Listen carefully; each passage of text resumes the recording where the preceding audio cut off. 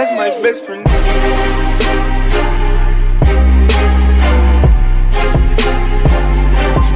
That's my best friend.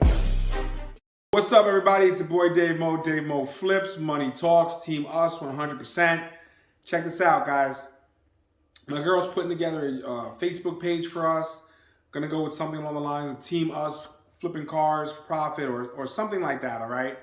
And really, I'm loving if you guys are joining. If it's your first time checking out my channel, we just hit 1,000 subscribers. That's kind of major, I guess, to us, right? I'm happy. Keep it an intimate setting.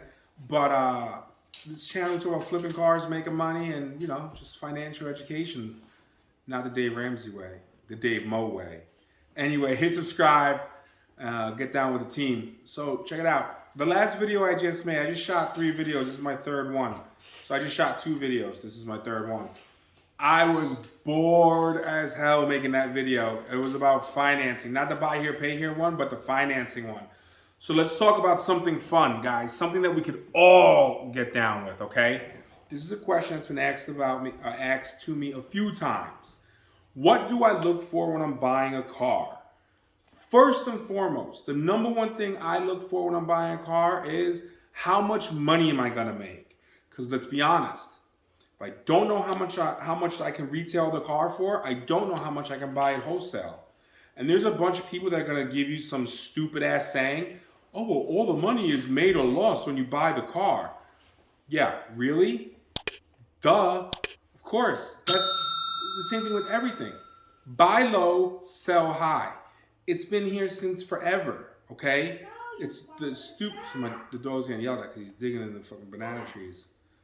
So Florida. Anyway, I just see him like 100 by the window. Anyway, ADHD, man. It's crazy. It's crazy. I need some Addies. So, anyway, I don't even know what I was talking about. Oh yeah, what to look for. So the first thing I'm going to do is figure out the retail value of the car. How am I going to do that? 2 sites for you, okay?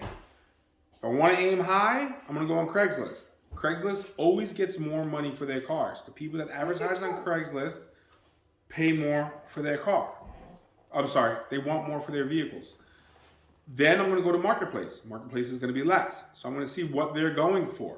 I'm not going to look, if my car's got 100,000 miles, I'm not going to look at one that's got 20,000 miles and be like, holy shit, they're asking 14,000 for it, and think I'm going to get 14,000 for my car.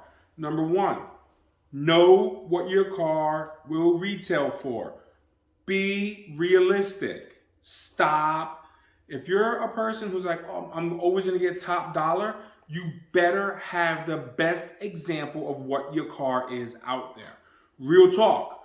I know dudes who have cars with messed up leather, a lifter tap, thinking they're going to get the same amount of money for a car with 50,000 less miles in pristine condition. Because when they bought that car, they looked at the other car as a comp. That's not how it works, guys. Look for the same year, the closer you can get to everything. I mean, even the color. I look for the same year, same mileage, within 10 to 20,000 miles, usually above, not below. If I can find the same color, great, because in Florida, I've noticed that white cars sell better than any other color. Second would be black, then maybe silver. Never did good with a red car. There are people that love red cars. They're jerk-offs. Nah, I don't know what to say. I don't know. People like red cars. God bless them, okay? I am a person who likes white cars. If I had millions of dollars, I would have a fleet of white cars. I don't know why. I just think they look super clean when they pull up. Anyway, unless it's like a Cadillac. It was like a truck or whatever, unless it's a G-Wagon, it's always black. Blacked out windows, blacked out everything. Any Cadillac always has to be black. That's just me. Anyway, that's neither here nor there. Back to comps. If your car has broken air conditioning, don't look at a car that has air conditioning, because now your car isn't perfect like that. Do you have a sunroof? Do you not have a sunroof? Do you have leather? Don't you have leather? So try to check as many boxes in both columns, yours versus the competition. Boop, boop, boop, boop. And now you have a fair assessment of what your car is retailing for. Now, also understand this. It doesn't mean that they're getting that price. That's just what they're advertising the car for. Okay? So you need to keep that in mind. If you see a car being advertised for 10 grand, it doesn't mean they're going to get 10 grand. They might end up walking away with 8. Okay? They might end up walking away with 5 if they run into a guy like myself. I'm kidding. Seriously. I mean, I will do my best to get them as close to half as I can, but, it's just me. So, that's the first thing I'm going to look for. Second thing, all right, how's the car run? Here in the state of Florida, it's a must to have air conditioning, okay? Well, before we even get there, because this is crazy, how's the car look? How's the paint? How's the interior? How, you know what I'm saying? Like how was it? You don't maintaining it. Like I don't know how it was maintained. I'm not. Can't look into see the future or the past in a magic ball. But I look to see how it looks, because here's the truth: people would rather have a shiny piece of shit than a dull car that runs and drives perfect. It's just crazy the way it works. Okay, so I look at the car. I'm like, okay, so this car could use a quick detail, or this car could use paint, or this car needs a new interior. And the paint is paint, right? So I'm going to spend $300 or $350 to get a car painted. Detailing a car, I could detail the car myself to a certain degree. Okay. When it comes to interior work, are we looking at Mercedes, or are we looking at Honda Accords? If I'm looking at a Honda Accord, I know I can pick up a whole brand new leather seat for probably $200, okay? If I'm looking at a Benz, chances are that same leather seat is going to be $400 or $500, but might only cost me $300 to reupholster it, all right? Again, knowledge is power. So learn your vendors, okay? Understand, when you get a car painted, keep using the same paint shop, whether it's is it Mako? Mako, I think Mako does cheap paint jobs. Econo does cheap paint jobs. There was another one too, but I don't know the name of it. But those, Mako and definitely Econo, they do cheap paint jobs. And you could just look, depending on where you are, look to see who does the cheapest paint job. You want a one stage spray and go. They're going to do a little bit of body work, no body work. They're going to sand it down. They're going to spray it. And that's it, okay? They're probably going to spray the tires for you, get some overspray in the tires. Nice. You know, guys, I've dealt with this, all right? And that's it. But now it's shining at least, okay? And that's always going to be the same price. It's going to be the same price for cars and the same price for trucks. So you'll have two prices, and you'll already know this when you're going out there to buy the cars. Interior, that's going to be something, like I just said, that could fluctuate. And depending on what you're buying, say if you have to go to an upholstery shop, or if you could just pop out the seats and pop new ones in. Even better than that, so I just bought for $850, I bought a 2006 Volvo XC90 with like 130,000 miles on it. It needs a transmission. I got the transmission for $450, and I think I got it put in for roughly $400. None of this matters. The seats are what matter. If I have a picture, I'll put it up for you right somewhere now. That seat, because it's got a TV in the headrest, okay? So they only came in certain XC90s. Super hard to get. When you look at the seat itself, it's the same seat. So what I'm going to do is just buy the skin. And I'm going to take the skin off the bottom that's ripped and put the other skin on it. And I'm probably legitimately only going to pay about $10 for the skin, as opposed to spending $100, $200, $300 for the seat. And the truth is, I already looked for this seat here in Florida, and I can't find it. So that's going to be what I have to do. So now, if you're buying a Ford Expedition, chances are you could go on eBay and you can find the skins. So what is a skin? A skin is OEM product that someone probably had that wrecked, and they're probably I like to call them a warehouse junkyard.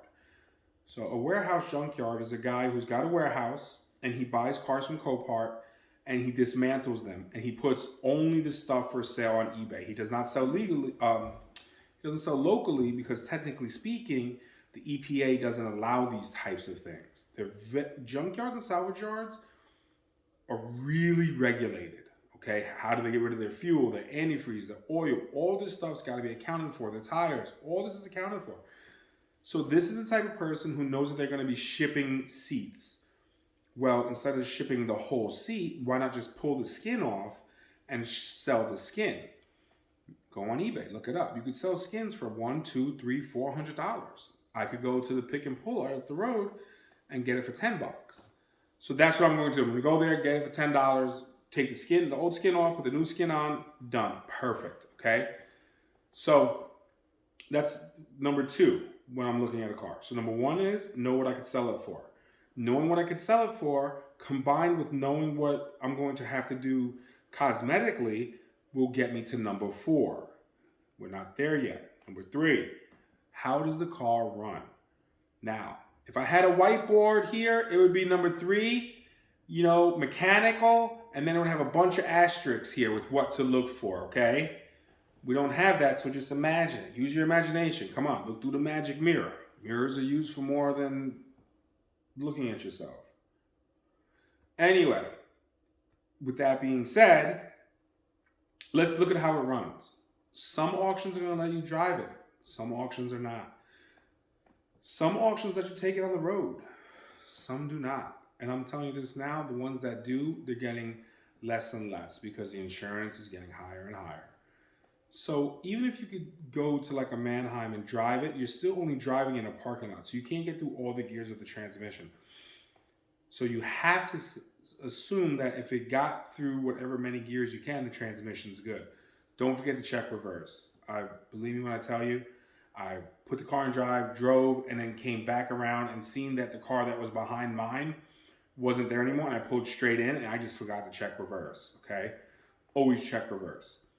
Number 2, let's take the oil cap. Let's look at it. When I'm looking at it, does it look like there's pitting in there? If there's pitting in there, chances are some sort of condensation has gotten in there. Some sort of water has gotten in there, okay?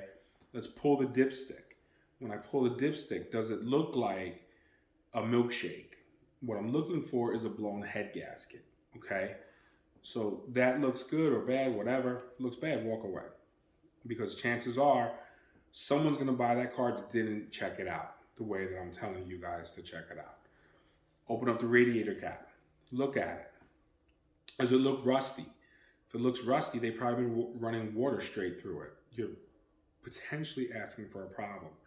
If it's got a reservoir cap, even easier, take the reservoir cap off, look in there. If it has like an oily residue to it, chances are someone added a additive to it.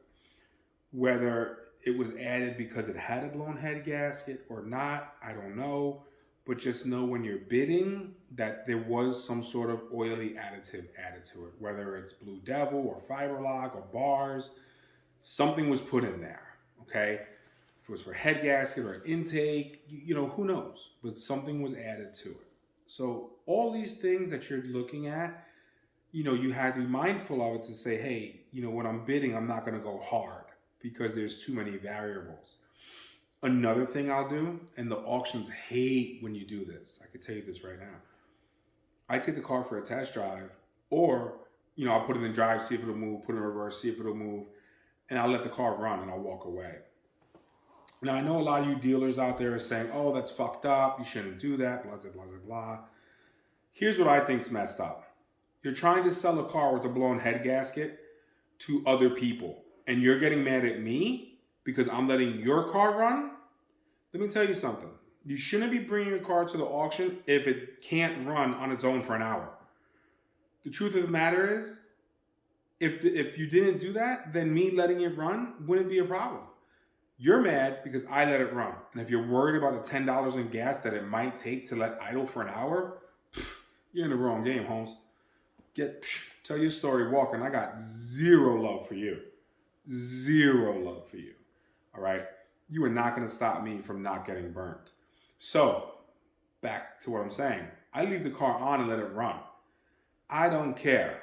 I'll walk away and look at other cars and come back. If I come back and find that someone shut it off, I turn it back on I crank up the AC and I'll just start doing my paperwork in there. I'll make phone calls to my girl. Hey, what's up? How's your day going? Oh, yeah, dinner? Yeah, sure, whatever. It doesn't matter. I'll call her. I'll start ordering parts. I'll start calling the mechanics. I don't care. I'll call my mother and have an hour-long conversation if that's what it takes. It doesn't matter to me. I'll call up YouTube subscribers. Hey, what's up, man? How you guys doing? Blah, blah, blah, blah, blah. It doesn't matter. I'm sitting in that car for a half hour, not moving to make sure that it can hold temp. I feel comfortable when a car holds temp, not moving. I'm perfect. That's now on my bid list. Okay, major thing there. Check to see if it burns oil. Now, I'll be honest with you. The way I check this, because I'm only one person, is I just rev the gas and I'm looking in the rear view mirror, and I got both mirrors kind of facing down on the side. So if the wind is blowing, I could see it either way. Ideally, I'll have someone with me and they'll stand in the back while I rev it up and they could check. But really and truly, if you can't see it from the mirrors, chances are it's not that big of a deal.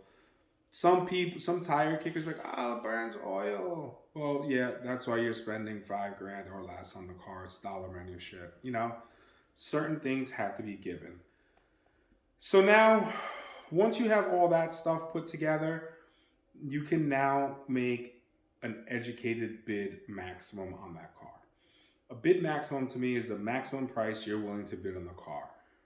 Stick to your guns, people. Stick to your guns. There's a lot of people that get caught up in a moment and they want to go, I'll just bid one more time, even though, your limit was $3,000 and it's at 3,300 and you're like, oh my God, what's $300? I'm just gonna hit the bid button because I think I'm gonna get it. But what happens is if you get it at 3,300, you just took $300 off of your profit, right? Plus your fees might have increased because you may have gotten into a different bracket because of the amount of money you spent on the car. And now that $300, you might find it incidental. What happens if you get the car to your shop and you realize, oh shit, you know what? The alternator was on the way out and now it's out. Oh damn, the battery's not doing good. Every morning when I go out there to turn it on, it's not starting. Right? Now I need an alternator or a battery. So all these things put together, you have to take into consideration. Because if you don't, you're shit out of luck. So that's why I always say, do not go. My daughter just got home from school. How was your day at school? It was fine. It was just fine, people. Just fine.